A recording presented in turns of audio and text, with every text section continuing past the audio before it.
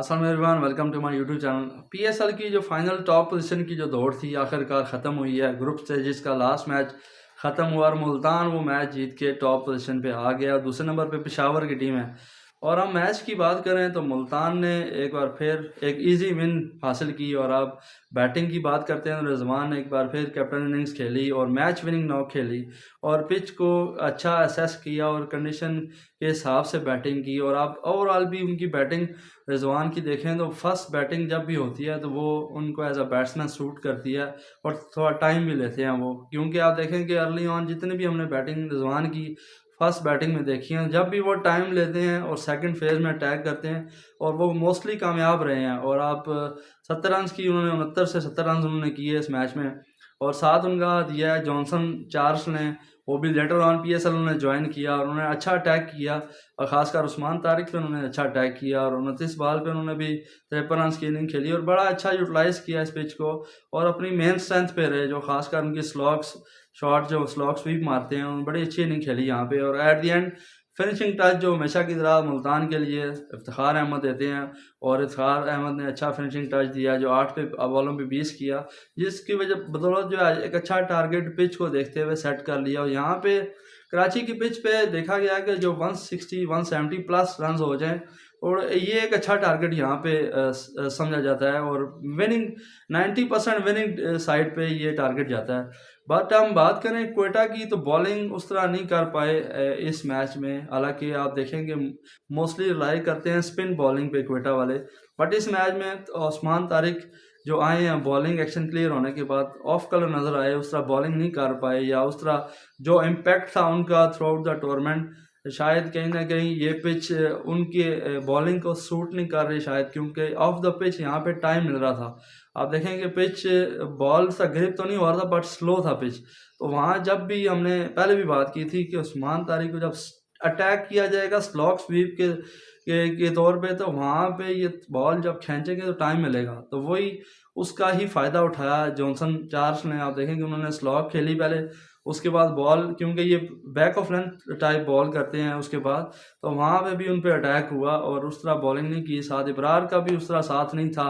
वाहिद एक अकील हुसैन जो through out the tournament he dominate कर रहे हैं अपनी बॉलिंग से और एक उस तरह ओवरऑल एक बॉलिंग देखें तो उस तरह बॉलिंग नहीं हो सकी, एक प्लान भी नज़र नहीं आया। कहीं ना कहीं एक फास्ट बॉलर की कमी भी नज़र आती है इनके बॉलिंग अटैक में, क्योंकि जब दो ही फास्ट बॉलर होते हैं तो शुरू में जब 2-2 ओवर कर लें तो उनके पास दोबारा ऑप्शन नहीं होती कि जब अटैक स्पिनर पे होता है तो फिर इनके पास दोबारा फास्ट बॉलर पे ये जा ही नहीं सकते, क्योंकि है ही इनके 3 स्पिनर पे रिलाई कर रहे होते हैं। तो कहीं ना कहीं वन डायमेंशनल बॉलिंग अटैक नज़र आता है इनका। तो हम बैटिंग की बात करें क्वेटा की तो आप देखेंगे अगेन फ्लॉप बैटिंग फिर से क्वेटा की बहुत जल्दी में होते हैं। खासकर जेसन रॉय की बात करें टाइम नहीं ले रहे।